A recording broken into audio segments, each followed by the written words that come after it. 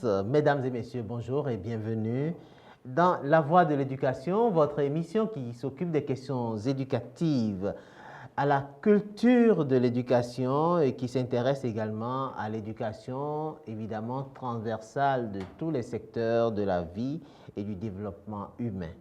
La vie est belle en ce qu'elle nous offre chaque jour un présent sur lequel nous pouvons agir en toute liberté, un présent qui nous appartient, un présent qui peut modeler notre futur.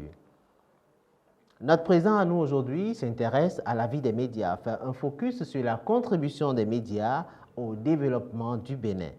Au moment où le Bénin s'apprête à vivre une transition politique historique, quel rôle les journalistes peuvent jouer dans cette nouvelle dynamique qui s'installe? À travers nos rubriques santé, sciences et société, le tout couronné par le débat éducatif, nous verrons et nous explorons les possibilités donc des médias pour un développement durable au Bénin.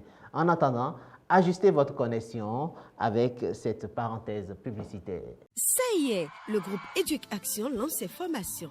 Vous êtes jeune et passionné d'images, EducAction vous offre une opportunité unique de faire carrière dans les métiers de l'audiovisuel. Monteur, infographe, cadreur, droniste, photographe, graphiste, etc. Dans un cadre d'entreprise, EducAction déploie une formation à 90% pratique avec des professionnels avertis, dévoués et disponibles. Avec EducAction, vivez votre rêve, embrassez une carrière exaltante. Pour vos inscriptions, contactez le 51 53 29 51, le 94 64 112 20 ou rapprochez-vous du siège de EducAction, 6 à Cotonou, non loin de l'hôpital Bethesda, à Cédrita.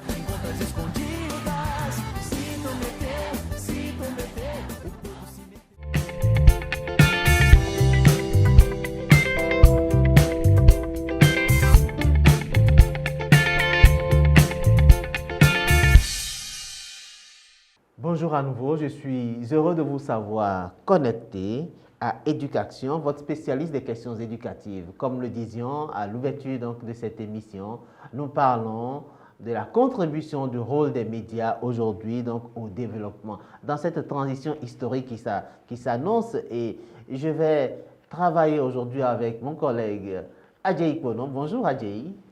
Bonjour, cher Louis. Il paraît que les médias se portent très bien au Bénin. Parce que nous aurons la latitude durant cette matinée d'en discuter. En tout cas, on est sûr que vous êtes bien portant. Oui, super bien portant. Ben, super. Nous recevons aujourd'hui un journaliste, pas comme les autres. Il est président de l'association IMO. Il va définir tout à l'heure ce que c'est que IMO. Il a nom Fulbert Adjimeno. Fulbert, bonjour. Bonjour Louis, bonjour à tous. Merci de répondre à notre invitation. Et donc, nous allons aborder avec vous l'information scientifique et technique. Quelle exploitation pour la valorisation des résultats de la recherche? L'idée, c'est de voir effectivement, dans notre environnement aujourd'hui, qu'est-ce que donc le journaliste scientifique apporte au développement du Bénin. Et Adjei Pono, il paraît que la science apporte énormément et que les journalistes contribuent. L'information, c'est le pouvoir, dit une citation célèbre. En matière scientifique, il ne s'agit pas de chercher le pouvoir, mais de mettre à disposition l'information scientifique et technique pour qu'elle serve à la valorisation des résultats de recherche, pour qu'elle soit exploitée, pour contribuer effectivement et efficacement au développement national. Justement, et ces informations sont contenues dans les mémoires, les thèses, les articles scientifiques et autres publications scientifiques. Et c'est la raison pour laquelle nous sommes aujourd'hui avec Fulbert Adjimeno. Chef Fulbert, bonjour. Bonjour. Alors, chef Fulbert, déjà, comment se porte le journaliste scientifique au Bénin? Alors, je dirais que les journalistes scientifiques se portent bien dans un environnement aujourd'hui qui est très prometteur, mais qui est aussi très complexe à la fois. Prometteur parce que quand on compare la décennie actuelle à la précédente, on parle de plus en plus d'agriculture dans les médias, on parle de santé, on parle du numérique, dans les médias comme dans les débats publics. Mais dans le même temps, on a un défi en tant que journaliste de pouvoir aider à faire circuler l'information scientifique du laboratoire à des différents niveaux de décision. le citoyen doit décider sur la base d'une information scientifique. Le décideur politique doit décider aussi sur la base d'une connaissance scientifique. Donc, comment, en tant que journaliste, on arrive à faire cycler l'information pour que ça soit utile à l'aide à la décision. Et ça, c'est le gros défi qu'on a actuellement. Et on n'a pas forcément les capacités en tant que journaliste parce que pas suffisamment formé pour ça. On est dans un environnement très challengeant parce qu'aujourd'hui, le premier élément, la première compétence de journaliste scientifique, c'est la veille scientifique et technologique. Quand on n'a pas la compétence de veilleur, on passe à côté de beaucoup de choses dans un monde de bruit, dans un monde de saturation d'informations. Et donc, c'est challengeant, mais c'est en même temps prometteur parce que vous avez aujourd'hui beaucoup de structures qui se mettent en place pour la recherche. Et donc, on se dit que c'est prometteur. Mais vous voulez dire qu'il y a beaucoup d'exigences à être journaliste et scientifique, c'est ça? C'est un métier très rigoureux. Beaucoup de chercheurs n'arrivent pas à s'entendre avec les journalistes parce qu'ils ont souvent peur de ce qui est produit par la science soit dénaturé par les médias. Parce que le journaliste veut simplifier, mais dans son rôle de simplification, il arrive qu'il dénature parfois la connaissance scientifique. Et donc, vous pouvez publier une information scientifique et recevoir le lendemain un coup de fil du chercheur qui vous dit « mais vous m'avez accordé 1 heure d'interview et vous n'avez utilisé que 20 secondes dans votre journal parlé. Moi, je ne me retrouve pas dans ce que vous avez dit, par exemple. » Et donc, on a des difficultés à collaborer avec les chercheurs. Et ça, ces difficultés-là, c'est aussi parce que les chercheurs ne sont pas formés à la communication scientifique. Pour eux, c'est qu'il faut toujours la méthodologie, l'approche, je dévoile mon contexte, la méthodologie, après je vous dévoile mon résultat dans un langage purement technique et scientifique. Le journaliste, lui, il veut ce qui porte du sens, ce qui a du sens pour le lecteur, ce qui a du sens pour le décideur, ce qui a du sens pour son public. Arriver à sortir du jargon et vulgariser l'information. Et vulgariser l'information scientifique. Donc ça, c'est devenu beaucoup plus parfois très complexe pour des chercheurs qui n'étaient pas habitués à des médias et pour des journalistes aussi qui n'étaient pas habitués à des chercheurs. Et donc, c'est cet environnement-là qui est un peu difficile, mais qu'on arrive aujourd'hui à est-ce que c'est peut-être parce qu'on ne connaît pas ce que c'est que l'information scientifique? Justement, c'est là que j'en venais. Est-ce que ce n'est pas déjà ça? Est-ce que autant les journalistes que les chercheurs n'arrivent pas déjà à s'entendre sur quelle définition donner au fait à l'information scientifique et technique? Que dire alors? Oui, ça c'est aussi très intéressant de faire la nuance.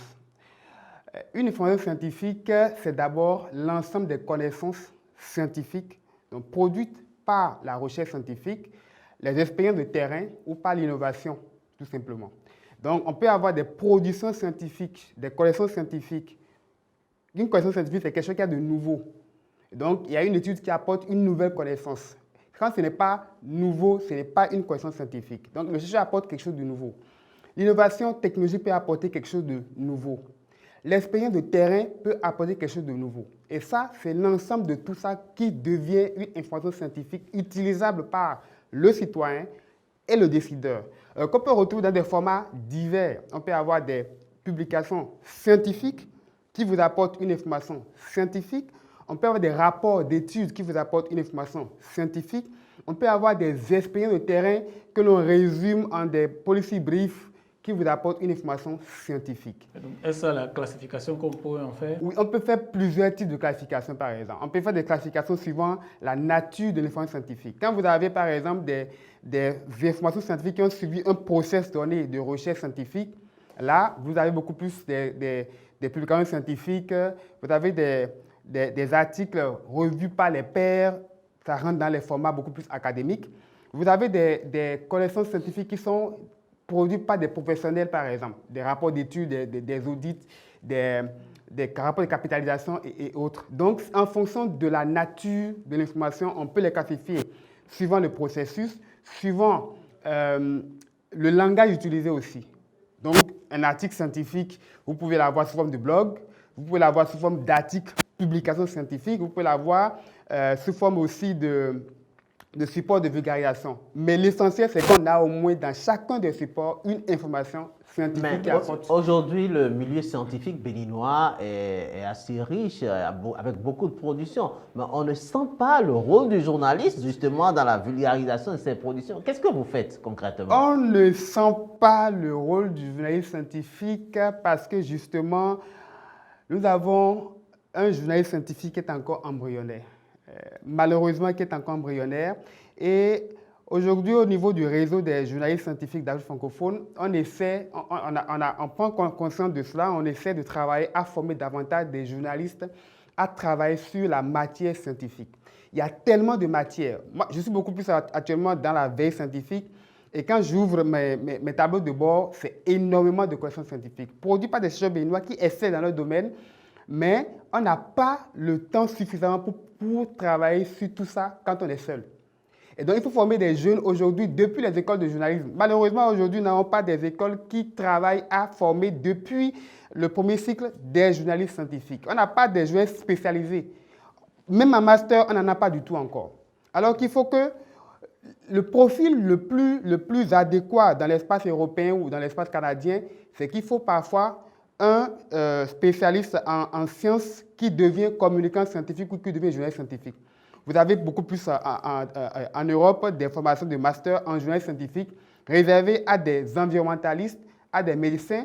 C'est-à-dire des scientifiques à la base. Scientifiques à la base. Et donc, c'est plus facile de faire une migration de la science vers le journalisme scientifique. Mais pour quelqu'un qui est très cultivé, qui fait du journalisme, c'est aussi très facile de quitter le journalisme pour le journalisme scientifique. Mais on n'a pas encore su articuler cela dans notre écosystème académique. Et j'espère qu'on va en arriver là parce que sans ça, la confiance entre le chercheur et le journaliste ne pourrait pas se développer. Et dès qu'il y a la confiance, c'est facile. Un coup de fil. Ah, Fulbert, est-ce que tu as vu telle chose que je viens de faire? Ah, c'est intéressant. Et on passe à la publication de l'information scientifique, mais aussi à la critique. Parce qu'on pense souvent que faire du journalisme scientifique, c'est juste communiquer sur la science. Mais le journaliste a aussi le devoir de critiquer la connaissance scientifique. Il y a des médias dans lesquels, SciDev, vous ne pouvez pas publier un article dans SciDev sans avoir l'avis de chercheurs contradictoires.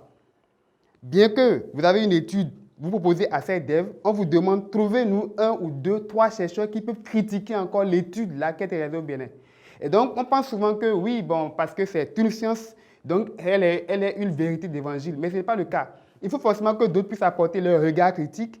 Mais quand vous commencez par critiquer que votre vis-à-vis n'est pas suffisamment informé que c'est le cas, il vous dira eh bien, pourquoi j'ai fait telle étude et puis vous allez chercher encore tel autre profil pour venir critiquer ce que je fais. Donc, ce n'est pas de la communication scientifique, c'est du journalisme parce que ça reste neutre et ça reste rigoureux aussi dans le traitement. Alors Fulbert, nous avons dit que nous sommes dans une transition politique et que le nouveau président va s'installer dans quelques jours. Qu'est-ce que le journaliste scientifique au Bénin peut vraiment apporter à cette nouvelle dynamique qui arrive? Beaucoup à apporter en termes de contenu parce que le politique, il a besoin de matière pour décider. Il a besoin de données pour décider, de données actualisées et contextualisées. Et il n'a pas le temps d'aller lire des revues scientifiques. Il n'a pas le temps d'aller consulter des rapports de 200, 400 pages. Et donc, celui qui peut lui apporter l'information, c'est le journaliste d'abord. Le journaliste lui apporte l'information à travers le point qu'il fait des publications scientifiques, des innovations technologiques, etc. Donc, il a l'information scientifique. Certes qu'il y a d'autres canaux. Il y a les autres supports de diffusion de l'information que les communicants vont aider à gérer. Maintenant, le journaliste scientifique, lui, critique encore la matière scientifique pour aider encore à ce qu'on puisse progresser dans cette recherche-là, dans cette perspective d'avoir une solution à un problème. À supposer qu'on ait un problème de santé publique, un chercheur ou 2, 3 travaillent sur le sujet. Supposons que c'est le diabète. 2, 3 chercheurs travaillent sur le sujet. On se rend compte qu'on a besoin de l'apport maintenant des technologies pour améliorer, pour trouver des solutions et développer des supports pour aider à une meilleure prise en charge du diabète. Ce qui veut dire que le travail que le journaliste scientifique fait, ça inspire maintenant l'ingénieur en sciences techniques qui va développer une IA peut-être pour aider à accélérer peut-être la prise en charge du diabète. Et donc, on est là pour aider à inspirer d'autres chercheurs aussi. On est là pour aider les décideurs. Oui, mais pendant que vous êtes embryonnaire, que le journal scientifique est embryonnaire, qu'est-ce que vous faites concrètement? Parce que là, nous y sommes. Il faut former. Il faut former, il faut plaider aussi parce qu'aujourd'hui, les universités nationales du Bénin sont en train de formater les masters.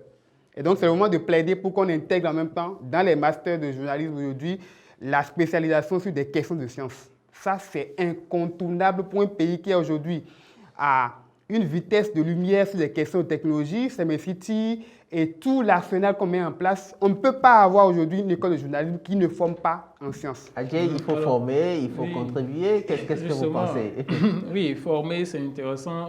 Plaider aussi, c'est intéressant. Mais justement, si des gens n'ont pas la passion d'aller vers le métier, comment est-ce qu'on fait pour développer cette passion-là de sorte que ceux qui s'investissent dans le journalisme scientifique deviennent de plus en plus nombreux? La passion, c'est un enchaînement. Si vous avez des modèles qui montrent le chemin, ça va inspirer d'autres jeunes forcément. Et donc, s'il y a des gens, aujourd'hui, on a tellement de journalistes scientifiques au Bénin, mais qui sont parfois tellement dans l'ombre. Ils sont des pigistes pour des médias à l'international, mais ils ne sont pas forcément trop bavards sur le débat national.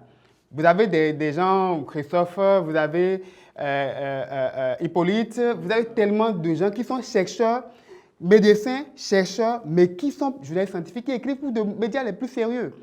Ce qui veut dire qu'il faut davantage aussi militer en tant que journaliste scientifique à des moments donnés. Montrer qu'on peut former les jeunes. En le faisant, vous inspirez beaucoup plus aussi d'autres jeunes qui vont vous suivre et qui vont finir par aussi développer une passion pour le métier et on en aura davantage. Alors, développer une passion pour le métier, quel est donc votre mot de la fin pour que justement ces chercheurs que nous rencontrons dans nos universités, qui parfois ont peur des micros et des caméras, pour ces responsables de bibliothèques et même ces responsables au niveau institutionnel, quel est votre mot à leur endroit pour qu'ils ouvrent les portes grandement pour les journalistes scientifiques afin de leur faciliter le travail, que ce ne soit plus la croix et la bannière? Pour mettre fin aux barrières qu'il y a entre le chercheur et le journaliste, il faut développer la culture scientifique. La culture scientifique, c'est depuis le collège. Il faut aider les gens à s'intéresser à la science. Ça, c'est primordial. C'est le rôle du chercheur, c'est le rôle du journaliste, c'est le rôle du décideur. Le décideur, à travers les écoles, le chercheur, à travers aussi le service rendu à la communauté, parce que c'est un devoir aussi pour le chercheur de le faire. Le journaliste, parce que c'est un devoir aussi pour lui d'aider à éduquer les communautés. Et donc ça, c'est important, développer la culture scientifique. Deuxième chose, il faut former les chercheurs aussi à communiquer la science. Depuis la thèse, le doctorat, ce n'est pas la soutenance qui va peut-être développer le résumé et puis peut-être faire passer 2-3 articles dans les médias pour dire qu'il a soutenu un doctorat. Mais quel est le sujet? Donc, il faut former les doctorants, les masterants déjà à communiquer la science. Et pour finir maintenant, il faut davantage aussi structurer les médias à répondre à l'économie de l'attention qu'on a aujourd'hui. Vous ne pouvez plus développer les mêmes formats pour intéresser le public qu'on a actuellement. Les gens sont intéressés par des formats courts, des formats interactifs. Et donc, quand vous publiez une enquête de 2 pages, 3 pages, ils ne liront pas. Quand vous avez des formats interactifs, des formats... La plupart des médias se mettent aujourd'hui à des lives parce qu'ils veulent interagir avec leur audience. Et donc, vous ne pouvez pas parler de science et rester dans un format carré. C'est impossible. Une science aujourd'hui, c'est une science ouverte à la discussion avec les jeunes, ouverte à la discussion avec les communautés, ouverte à la discussion même dans les langues traditionnelles. Donc, sans ça, on ne pourrait pas vraiment arriver à développer une culture et un journal scientifique de qualité. Merci beaucoup, Fulbert Tibeno. Merci, Adjei Ponon. On aura compris. Il faudra donc que le journaliste au Bénin aujourd'hui, surtout le journaliste scientifique, puisse aller à la rencontre de son public, ajouter des formats innovants, justement pour que cette branche donc, de la presse puisse contribuer à la nouvelle dynamique qui arrive. Merci, cher Ulrich Vital. Chers téléspectateurs, la chronique Sciences et Société de ce jour a accueilli Fulbert Adimerosu. Il est le président de l'association IMOScience Innovation Mediators Outreach for Science. Mon anglais est bon, je crois. Merci. Voilà. Et aussi membre du réseau des journalistes scientifiques d'Afrique francophone avec notre cher ami Kossi Ebalao. Ce matin, nous avons discuté de l'utilisation de l'usage de l'information scientifique et technologique pour la valorisation des résultats de recherche dans un Bénin qui se réinvente et qui prend désormais une nouvelle dynamique pour le prochain septennat. Chers téléspectateurs, merci et à la prochaine.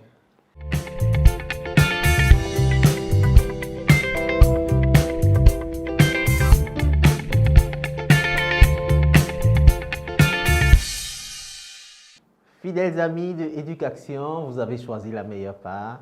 Elle ne vous sera pas enlevée. Nous sommes à présent sur la rubrique santé de votre émission La Voix de l'éducation. Et avec ma collègue Gloria Adivesolé, nous allons parler donc du rôle du journaliste santé dans la nouvelle dynamique qui s'installe. Et ce sera avec Yasmine Damata. Bonjour Yasmine. Bonjour, comment vous portez par ici? Ça va super bien. Ça se sent. Ah ouais? Ouais, le sourire qui y est depuis le matin. C'est ça. Et comment va la santé de façon générale? La santé de façon générale, on peut dire que ça se porte mieux, surtout au Bénin. Ah super. Donc nous avons de très belles réformes. Oui. Eh bien, Yasmine Damata, elle nous vient de Bénin TV. Elle est donc à la SRTV et avec Gloria Diversodé, nous allons voir comment est-ce que les journalistes santé contribuent aujourd'hui au développement du Bénin. En effet, Vital. Bonjour. Yasmine, bonjour. Bonjour Gloria. Chers web téléspectateurs et passionnés des questions de santé, à nouveau bonjour. Branche spécialisée du journalisme, le journalisme de santé se focalise sur la diffusion des informations relatives à la santé et à la médecine. Aujourd'hui, il va donc être question de découvrir ce type de journalisme et d'appréhender comment est-ce que les journalistes contribuent à l'essor de ce secteur. Il va être également question d'appréhender les opportunités, les défis liés à ce type de journalisme. Yasmine, comment se porte le journalisme de santé au Bénin? Le journalisme de santé, le journaliste spécialiste des questions de santé, je dirais, ça se porte bien, à merveille, parce que en fait, il y a des années en arrière, le journaliste spécialiste des questions de santé s'était résumé à faire tout simplement des couvertures, ouverture-clôture, ou quand on lance une campagne de vaccination, on était juste là pour informer, point. Mais aujourd'hui, ça a bien évolué, parce que le journaliste qu'on a aujourd'hui va vers l'information non seulement, il va également il fait plus d'investigations, il fait plus de recherches, il est tout en enquête pour informer le public, pour informer l'opinion publique, pour lui dire oui, il y a telle information. Il essaie de trouver les bonnes informations pour les populations parce qu'aujourd'hui, vous n'êtes pas sans savoir que sur les réseaux, tout circule. Mais est-ce qu'il y a une association des journalistes en santé aujourd'hui au Bénin qui fonctionne? Oui, il y a assez justement. Et je pense que par la suite, on va mieux en parler. Il y a assez d'associations, mais la question qui se pose, est-ce qu'il faut trop d'associations pour réellement faire le travail qu'il faut sur le terrain? Yasmine, faut-il forcément avoir une formation de base en santé avant d'être journaliste spécialiste des questions de santé? Pour ma part, je dirais non. Je dirais non parce que le journaliste ce n'est pas un médecin. Ce n'est pas lui qui pose les diagnostics. Ce n'est pas lui, le pharmacien, qui doit produire l'ordonnance pour le patient. Non. Le journaliste de santé, c'est celui-là qui va à la quête de l'information, qui va vers le médecin pour savoir c'est quoi la maladie. C'est celui-là qui essaie de montrer à la population c'est quoi la différence entre une bactérie et un virus. C'est celui-là qui va à la quête de la bonne information pour l'apporter à la population pour que ces derniers, quand ils l'ont, ils aillent vers les médecins qu'il faut pour se faire soigner. Mais c'est pas, il ne faut pas forcément avoir, comment on dit, un diplôme en médecine pour devenir journaliste, non. Mais toutefois, avoir un bon niveau en matière de santé, c'est déjà côtoyer plus les médecins, et connaître le jargon de la médecine, c'est toujours bien, ça accompagne. Mais vous êtes suffisamment concurrencé aujourd'hui avec les annonces que nous avons sur les réseaux sociaux. Nous avons des médecins de tout et tous les matins, des décoctions qu'il faut prendre, etc. Qu'est-ce que vous faites pour réinventer votre métier et avoir une place vraiment? Bon, ce qui se fait déjà, vous allez voir que de plus en plus sur les réseaux, il y a également des médecins eux-mêmes qui viennent. Moi, j'en connais tellement sur les réseaux aujourd'hui que je suis. Et ce qui est bien, c'est ceux-là que nous, on ramène dans l'écran pour parler. Parce que vous n'êtes pas sans savoir qu'aujourd'hui, les médecins ne sont pas... la relation entre médecins et journalistes, il y a une certaine méfiance. Mais aujourd'hui, ceux qui vont vers l'information, chaque fois, pas ceux qui vont vers l'information, ces personnes qui se lèvent, qui vont sur les réseaux en tant que médecins pour donner l'information, c'est ceux-là que nous, on ramène à l'écran pour partager avec nous ces savoirs. Et dans le même temps qu'on apprend une information sur la toile, c'est qu'on ramène ça pour apporter la bonne information aux populations. Gloria, est-ce que vous avez le sentiment que les journalistes santé apportent quelque chose au développement du Bénin, vraiment? Bien sûr, quand même. Ah ouais? Oui. La preuve, on parle de santé ce matin. Super, allez-y. Alors Yasmine, vous avez quand même parlé de cette méfiance qu'il y a entre les professionnels de la santé et les journalistes. Qu'est-ce qui justifie cette méfiance? Cette méfiance, je dirais ça date Du temps de Simon Mathusalem. Voilà. Parce qu'en fait, le médecin, il se dit, il y a des années en arrière, le médecin, même au patient, hein, c'est difficile pour le médecin d'apporter l'information sur ce dont souffre le patient. Mais avec le temps, ce qu'on fait, c'est, avec les droits justement du patient aujourd'hui, le médecin est tenu d'informer le patient. Du coup, nous aussi, on est obligé de titiller un peu parce que, en fait, ils ont peur qu'on ne puisse pas donner la bonne information aux populations. Parce que quand on dit, il y a quelqu'un qui est décédé de la drépanocytose, tout de suite on se dit, oh, c'est les médecins, ils ne font pas bien leur travail. Ils se sont tellement fait sentir visés par les journalistes qu'ils ne veulent plus donner l'information. Ils disent, oh, si je vais maintenant, ils vont m'attaquer. Du coup, je ne le fais pas. Et puis, il y a aussi la peur de l'écran. Que doit donc faire concrètement un journaliste qui veut se spécialiser en santé afin de livrer la bonne information? Déjà, moi, je trouve que le journaliste spécialiste, on dit bien spécial des questions de santé, c'est celui-là qui est dans le domaine, qui fouille plus dans ce domaine. Quand il apprend qu'il y a, par exemple, la fièvre Lassa, il va d'abord comprendre c'est quoi la fièvre Lassa. Tu essaies de comprendre toi-même, tu fais tes recherches. Et après, tu vas vers les experts qu'il faut. Par exemple, le point focal au ministère, tu vas vers lui. Tu essaies de voir au ministère, c'est qui est en charge de cette information. C'est d'avoir déjà un bon carnet d'adresse où tu sais que tel médecin, il est cardiologue. Si je le prends, quand il s'agit des problèmes de cœur, c'est lui qui peut m'aider. Il peut me donner des informations vraies. Parce qu'une fausse information, ça peut tuer. Mais Yasmine, quand je vous écoute, j'ai le sentiment que le journaliste santé se focalise uniquement sur le relais des conséquences sur telle maladie ou telle autre. Qu'en est-il de la politique globale de la santé? La politique qui apporte la structuration du secteur. Qu'est-ce que vous faites dans l'information globale du secteur? Mais justement, c'est le rôle du journaliste. Et c'est ça, la collaboration avec les ministères, avec les institutions, avec les ONG. C'est de vulgariser déjà l'information, les résultats scientifiques. C'est de faire des recherches, des investigations dans ce domaine. Et c'est justement le problème dans notre domaine. Quand on parle de journalistes spécial santé, on n'a pas les financements qu'il faut. Dans nos rédactions, c'est la politique d'abord. Avec le temps, l'environnement a pris un peu le dessus parce qu'il y a la COP et autres où il y a un peu de subvention. Mais quand on parle de santé, mais non. On n'investit pas de l'argent dans la santé pour que les journalistes spécialistes des questions de santé puissent réellement aller vers la quête de l'information, faire des recherches. Quand on dit il y a telle mort, il y a telle personne qui est décédée, donner la vie, une femme qui veut donner la vie et qui est décédée en couche. Pourquoi? Qu'est-ce qui s'est passé? On n'a pas les moyens qu'il faut pour le faire. Mais par contre, le journaliste des questions de santé, ce qu'il fait, il fait de son mieux pour informer les populations. Quand bien même il ne peut pas donner certaines informations parce que c'est resté toujours fermé, la chasse gardée, parce qu'on dit, ah non, il ne faut pas sortir telle information. D'abord, ça va à l'encontre du droit du patient. Et même quand bien même le patient est d'accord, le médecin dit, mais lui-même, il a ses droits, donc il n'est pas d'accord. Donc, tout ça fait que le journaliste, aujourd'hui, est un peu, en tout cas, le journaliste spécial des questions de santé est un petit peu limité. Donc, bloqué, il y a des questions d'accès à l'information. Je trouve qu'il manque également de formation.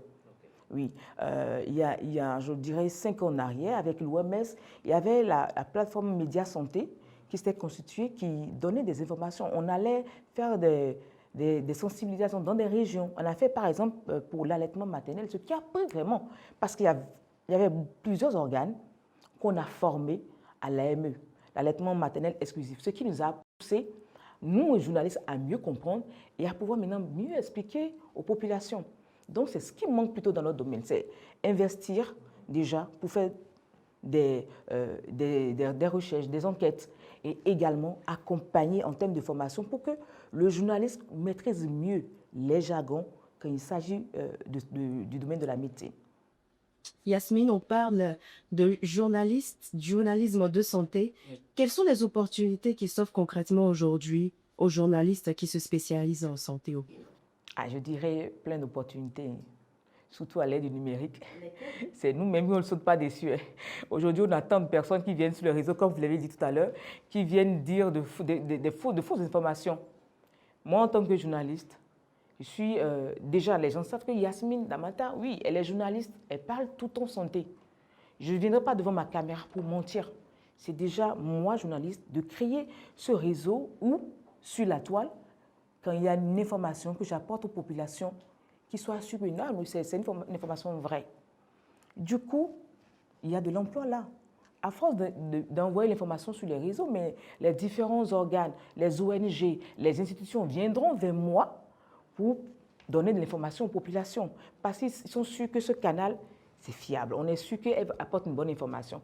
À part ça, il y a également, comme je l'ai dit, les ministères, les institutions, les ONG qui ont besoin de vulgariser les résultats de leur recherche. Et par là, le journaliste santé est toujours là. Et quand on parle de communication, le journaliste santé, il est également dans les ministères pour pouvoir apporter l'information à ses autres collègues journalistes pour qu'on puisse vraiment, en tout cas au Bénin, pour qu'on puisse couvrir vraiment que toutes les populations aient l'information. Mais alors, en tant que journaliste spécialiste des questions de santé, au-delà de l'accès à l'information et de la formation, quels sont les autres défis que vous rencontrez dans ce métier, dans cette spécialisation? Dans ces spécialisations, le plus gros défi, c'est déjà l'accès à l'information, qui est réellement une chasse gardée. Le médecin n'est pas prêt à vous dire le patient a tel. C'est difficile. C'est difficile. Parfois, il faut passer par des voies plus officielles pour avoir l'information. Et même là, quand vous avez l'information, vous êtes tenu de ne pas le dire. C'est vrai. C'est comme le dit, c'est dans leur déontologie.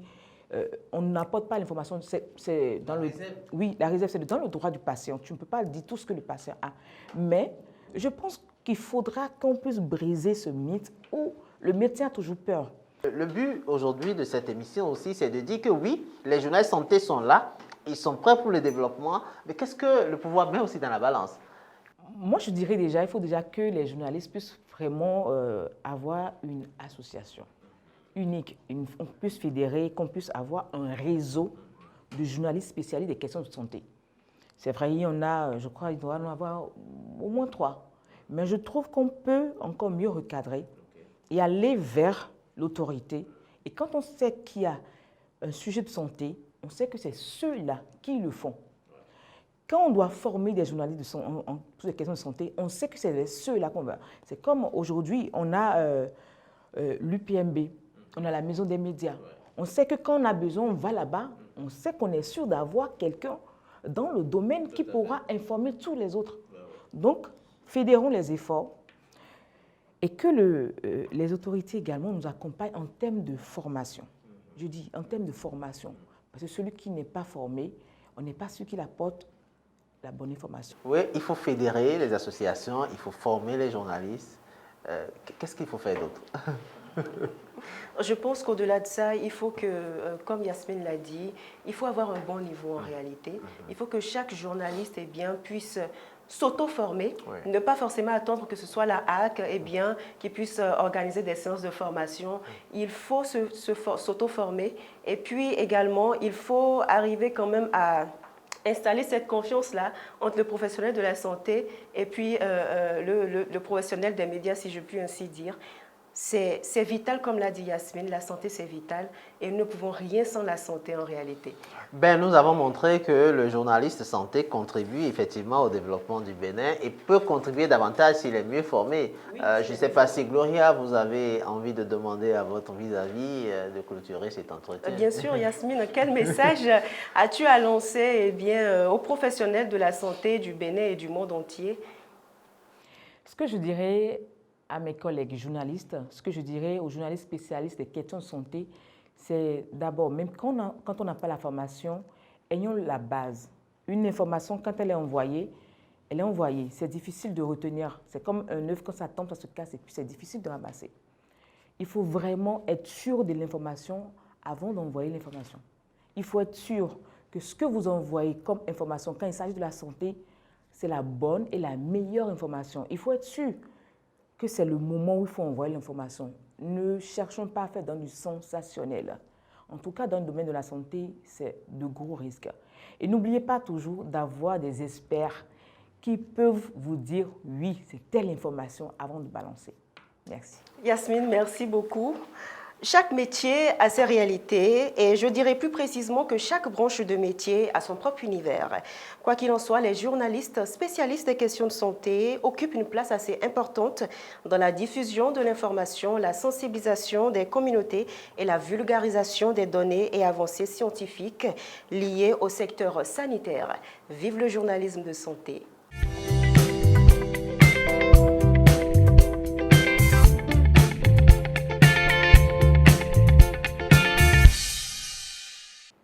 Fidèles amis internautes, fidèles téléspectateurs et téléspectatrices de l'éducation, bienvenue dans le débat éducatif de votre émission La Voix de l'éducation. Le numéro de ce jour est consacré à l'écosystème des médias au Bénin à un moment critique ou à un moment sensible, à un moment privilégié, si on peut le dire ainsi, de l'histoire politique du Bénin, où dans quelques jours, le Bénin passe à à un septuennat présidentiel qui donc va gouverner le Bénin. Avec une nouvelle main, Romuald Wadagni, président élu, donc qui sera investi le 24 prochain. Avec nos confrères, nous allons donc regarder quelle sera la contribution des médias dans cette nouvelle dynamique qui s'installe et quel est déjà le rôle, peut-être méconnu, des médias et du journalisme au Bénin. Quel est le rôle que le journaliste joue pour le développement local. Et comme vous le savez, c'est avec mon ami Romuald Logbo qui sera aux commandes. Et nous recevons des journalistes de grande qualité. Nous recevons un ancêtre du journalisme, si on peut le dire ainsi, un baobab, quelqu'un qui a beaucoup servi. Arimi Choubadé, journaliste à la retraite, il a été au Parlement, il a servi de sa plus belle plume donc le développement de ce pays. Merci Arimi d'être avec nous aujourd'hui. Ben, à côté de lui, nous avons un logisticien, un acteur des associations des médias. Il est donc à la Maison des médias, il est chargé de programme. Il s'appelle Igor Woto. Merci. Igor, bonjour. Bonjour, merci.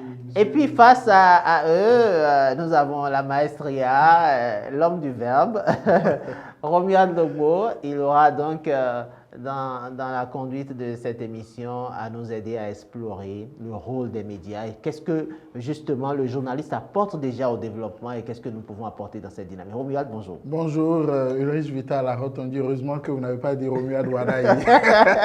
Je vous attendais sur ce glissement-là. Bientôt, on entendra ce nom de plus en plus. Voilà, une fois n'est pas coutume, vous l'avez dit dans votre introduction liminaire tout à l'heure, Ulrich Vital a retenu. Nous allons parler de nous-mêmes, de notre corporation. Et déjà, je remercie les confrères qui ont courageusement accepté notre invitation pour être présents sur ce plateau dans un contexte aujourd'hui où prendre la parole publique est difficile pour toutes les personnes ressources, est difficile également pour les journalistes parce qu'ils sont étiquetés systématiquement. Ce qui a d'ailleurs fait que beaucoup ont décliné l'offre une fois contactés et cela justifie bien l'environnement dans lequel nous sommes. Et à moi de poser la première question à notre aîné, Arimi Choubadé. Comment se portent les médias aujourd'hui au Bénin, Arimi Choubadé, dans un contexte où l'aide de l'État à la presse a fait défaut aux médias pendant 10 ans, 10 bonnes années. Nous avons vu beaucoup de confrères mourir dans le dénuement total, dans la misère. Nous avons vu des organes de presse faire des pieds et des mains pour assurer le minimum vital à leur personnel. Les plus téméraires existent encore. Ceux qui sont essoufflés ont quasiment fermé. Arimi Choubadé, commentaire. Bon, vous soulevez beaucoup de problèmes à la fois. Et d'ailleurs, c'est ce que nous avons tendance à confondre les médias et les journalistes. Il faut justement, vous ne pouvez pas réformer un secteur sans parler de l'homme. Quel type de journaliste nous avons? J'ai une boutade que je sors souvent et qui peut attirer quand même quelques repuffades, c'est que la profession de journaliste n'existe pas au Bénin, surtout dans le privé. Il n'y a pas de statut, il n'y a pas de protection sociale, il n'y a pas de plan de carrière. Il n'y a rien, vous n'êtes pas connu. Les journalistes béninois, surtout dans le privé, ne participe pas au dialogue social national. C'est le cadre formel dans lequel s'exerce la solidarité nationale. C'est-à-dire pour confectionner le budget, tout le monde est assis et chacun pose ses problèmes à travers les centrales. Nous sommes affiliés à aucune centrale. Le patronat de la presse, c'est beaucoup plus une association qu'un conglomérat d'actifs qui siège au patronat et qui peut aller siéger au dialogue social national. Donc, en réalité, nous faisons tout le temps les combats des autres, mais on ne fait jamais notre combat. Et je crois que c'est à ce niveau-là qu'il faut poser ce... vous savez, on ne peut pas rentrer dans un système conflictuel pour dire oui, le gouvernement nous doit de l'argent, les patrons de presse nous doivent de l'argent. Si on rentre dans ça, puisqu'il n'y a pas de cadre, si on rentre dans ce domaine-là, personne ne s'en sortirait. Alors, il faut faire un dialogue national. Il faut demander aux Béninois si les journalistes, à un moment donné, ont été utiles dans leur vie, quel que soit leur domaine d'activité. Vous prenez les politiciens, vous prenez les ouvriers, vous prenez... Quel combat les journalistes n'ont pas fait dans ce pays? Est-ce qu'ils méritent, eux aussi, la solidarité nationale? Parce qu'aujourd'hui, le problème qu'il faut régler, c'est le problème des sinistrés. Ceux que vous venez d'annoncer, qui ont perdu la vie, qui sont dans des situations très déplorables aujourd'hui. Si on ne règle pas ce problème-là, je ne vois pas comment on peut normaliser pour que ceux qui vont entrer puissent trouver une profession qui puisse leur garantir un plein épanouissement. Parce que d'abord, c'est ça, nous ne sommes pas des défenseurs de la, comment on appelle ça, de la démocratie. Nous ne sommes pas les dépositaires de la liberté. Non, nous ne sommes que des travailleurs qui voulons vivre de notre métier, faire vivre nos familles. Il n'y a que ça. Maintenant, après ça, on peut ajouter notre rôle social. Mais l'essentiel, c'est que vous avez été à l'école, vous avez étudié, vous avez décidé, parce que vous avez vu quelqu'un dans la presse, vous avez dit, bon, je veux lui ressembler, il me plaît ce qu'il fait et tout. Mais vous rentrez dans un piège où vous ne savez même pas quand est-ce que vous allez vous en sortir. Vous voyez vos collègues qui ont peut-être des promotions dans leur domaine d'activité, mais vous êtes là, on ne vous connaît même pas. Mais depuis 1999 et même avant, les associations fêtières se sont organisées. Il y a eu plusieurs états généraux de la presse. Est-ce qu'il n'y a vraiment rien? Vous pensez qu'il n'y a rien eu? Si vous prenez 100 journalistes, je ne sais pas s'il y a 99 qui n'ont jamais vu dans leur vie un contrat de travail, qui ont de la sécurité sociale, qui ont un plan de carrière, qui peuvent jouir un jour de leur retraite.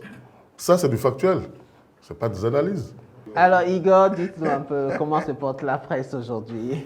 Non, mon homme, la vie. Arimi est péremptoire. Oui, non, le journalisme n'est pas une profession et il l'a justifié. Il a parlé rien que des faits qui sont réels. Il a parlé des faits qui sont réels, indubitables. Donc, personne ne peut me mettre dans une logique de le contester tout le temps. Je dis non, on ne peut pas le contester. On doit penser, réfléchir pour améliorer la situation. Parce que tel que cela se présente actuellement, c'est grave. Oui, quelle est votre lecture à vous? Non, la lecture, par rapport à quoi? Par rapport à la vie des médias, à l'écosystème des médias au Bénin. Oui, l'écosystème des médias, même la trajectoire est déjà tracée par... le diagnostic est déjà fait par RSF. RSF qui nous a déjà démontré qu'on est en chute, tout le temps en chute libre.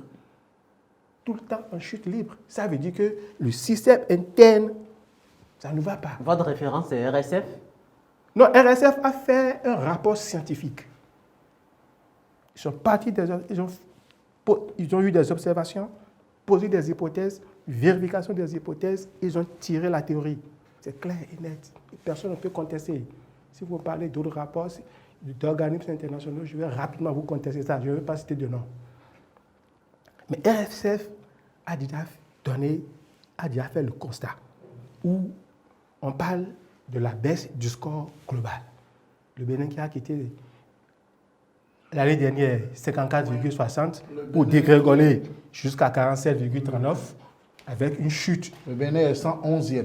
111e avec 48,45 points derrière le Burkina Faso qui est 110e avec 48,52 points. Donc, le constat est déjà fait par l'organisme international. Autre constat fait par l'organisme international, c'est la détention des journalistes dans les prisons. Il y a également la vulnérabilité économique des médias au Bénin. Le Bénin est réputé pour être un pays de diversification des médias, mais nous n'avons pas de grandes entreprises de presse. Il faut qu'on aille vers là. Sans de grandes entreprises de presse, on ne pouvait jamais faire face à des débats publics tels que le grand frère vient de parler en disant il faut un diagnostic, il faut participer même déjà à la mise en place du budget national où il faut revoir qu'est-ce qui revient aux gens dedans. Sans de grandes entreprises de presse, personne ne peut vous considérer. Je continue là, en disant... Vous abordez le volet défi contemporain qui rime avec viabilité et rentabilité des médias. Exactement. Et la viabilité, la rentabilité des médias à travers des grands regroupements, à travers les grandes entreprises de presse. Le Bénin a tellement de petites entreprises de presse. Et comment le concrétiser? Comment le matérialiser? Comment peut-on aujourd'hui décider d'aller à de grandes entreprises de presse au Bénin? De grandes entreprises de presse, ça ne se décrète pas. C'est les acteurs même qui doivent constater et se regrouper pour être plus forts.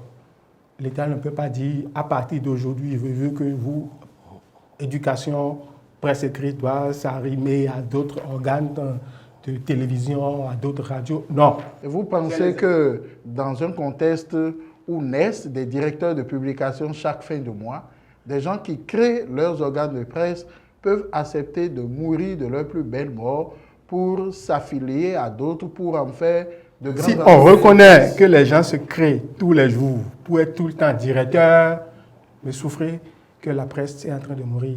Mais voilà. Respectez ça. Arimi Choubadé, vous avez justement posé le doigt sur la question. Est-ce qu'il faut un cadre normatif, un cadre juridique? Qu'est-ce qu'il faut faire après ce diagnostic que vous avez posé? Oui, il faut forcément un cadre normatif parce que vous savez, tout le monde a profité de la confusion actuelle, surtout les pouvoirs publics. Vous imaginez, il y a même quelque chose qu'on appelle convention collective. Le fait même que... Qui a plusieurs fois été dénoncé d'ailleurs. Non, mais ça a été signé par qui? Par des gens qui n'ont même pas qualité pour signer. Vous, ce que vous appelez association fêtière, nous sommes dans une profession. On défend des intérêts économiques et financiers. Vos associations sont des associations de loi 1901, sont des ONG apolitiques. Vous l'avez toujours dit. Mais oui, juridiquement, il y a un problème. Nous sommes dans un vide juridique. Mais vous avez été patron de presse aussi, promoteur d'organes. Que ce soit le patronat, que ce soit l'union, le statut, sont des, comment vous appelez? Des associations de type 1901. Voilà. Oh là, la loi 1901 dit abrogée. Oui, abrogée. Oui, mais le type, la référence juridique chez les francophones. C'est le type associatif. Voilà. Par contre, un syndicat, ça défend des intérêts économiques, moraux, financiers et tout. Là, on fait du business. Vous le dites, nous ne sommes pas affiliés à un syndicat. Et donc, ce que vous souhaitez, Arimi Choubadé... Je ne le souhaite pas. Il faut vous asseoir pour définir le modèle économique. Très bien. C'est là que je non, attendez. Est-ce que c'est parce qu'il n'y a pas de modèle économique que pendant 10 ans, l'État béninois ne s'est pas montré attentionné vis-à-vis des médias, qu'il n'y a pas eu de réforme dans les médias pendant 10 ans et que vos sourds sont restés bien entretenus? Il faut faire très attention. Quand vous dites par exemple aide de l'État à la presse privée, mais vous pensez que l'État n'accompagne pas les banques au Bénin? Que l'État n'accompagne pas les entreprises de quincaillerie, tout ça là? Ils ont des incitations fiscales, ils ont des aménagements qui se font à chaque exercice. Eux, ils ne parlent pas d'aide. Ils sont dans leurs droits, ils vont négocier comme des partenaires. Mais nous, on est là comme... même les Igbo qui font les pièces détachées à Datokwa, ils ont des discussions avec l'État central. Nous, on est dans notre petit coin, on dit l'aide. Voilà la preuve. L'aide n'est pas contraignante. On peut vous la donner comme on ne peut pas vous la donner. Et d'ailleurs, même, il y a eu beaucoup de questions de droit qui sont posées. Je me souviens d'une mandature de Hague où il y avait une dame, je ne sais plus qui dit, mais à quel titre nous, là, institution de la République, nous nous enseignons avec ces ONG-là pour partager l'argent de l'État? Quelqu'un a dit non, il y a une décision de la Cour constitutionnelle qui a normalisé ça. Et la dame a dit, bon, amenez-moi la décision. Je ne sais pas si jusqu'à aujourd'hui, ils ont pu retrouver la décision. C'est ça le cadre normatif. Igor, le Code de l'information et de la communication, qui est une loi, a prévu des conditions d'appui aux médias publics et privés. Vous êtes membre de la Maison des médias depuis des années. Et qu'est-ce que vous en dites aujourd'hui? Qu'est-ce qu'il faut faire? Le CNPA et l'UPMB sont des associations ou des syndicats. Vous avez la réponse? Je n'ai pas réellement la réponse. Sur papier, c'est des associations, mais à des moments donnés qui se comportent comme des syndicats. Et ils ne sont pas syndicats sur papier. Effectivement, si j'étais syndicat sur papier, ils devaient participer à la conception du budget national. C'est des associations, mais quand il y a licenciement à gauche, à droite, ils veulent se montrer comme syndicats. Personne ne va les écouter. S'ils se déclarent comme syndicats, la loi sur les syndicats, ça arrive, c'est un téléchargement, c'est pas encore là. On n'a rien que la loi sur les associations. Effectivement, si c'était des syndicats, l'UPM et le CNPA seront encore beaucoup plus respectés. On va beaucoup plus les écouter dans tout ce qu'ils vont dire, parce qu'ils auront une tribune pour défendre les camarades. En matière d'association, oui, l'UPMB et le CNPA, on les considère comme des associations, actuellement. La Maison des médias aussi est une association. Nous, on ne peut même jamais être un syndicat. Évidemment. On est là pour la formation continue des journalistes, pour l'épanouissement des journalistes. C'est une association qui ne peut que faire ça, oui. La solution qui se pose actuellement, effectivement, pour les médias au Bénin, c'est le modèle économique. Quand le modèle économique est connu et défini dans un cadre donné, tout passe comme une lettre à la poste. Et tout le monde doit vivre correctement et bien. Je donnais souvent un exemple d'un organe de presse à Abidjan qui a une marge salariale de 10 millions de francs CFA par mois. Parce que chaque année, le monsieur m'invite pour des événementiels. Chaque année. Et un jour, il m'a invité pour ses employés qui allaient à la retraite. Une dizaine. Ça m'a étonné. J'ai dit, ah. Il dit, oui. Ah. Tout le monde ici est déclaré normalement. Chez moi, j'ai une masse salariale de 10 millions de francs CFA le mois. J'ai tiqué, j'ai dit, je me pose la question s'il y a un organe de presse au Bénin qui a ça. Parce que le modèle économique est bien défini. Et ce n'est pas un organe de presse simple, presse écrite seul, non. C'est tout un groupe où il y a plusieurs personnes autour. Et quand le modèle économique est bien défini, il n'y a pas de problème, tout doit normalement aller correctement bien. Maintenant, très rapidement, les journaux, presse écrite, radio et autres ne peuvent plus vivre seulement des publicités, de la vente des journaux, non.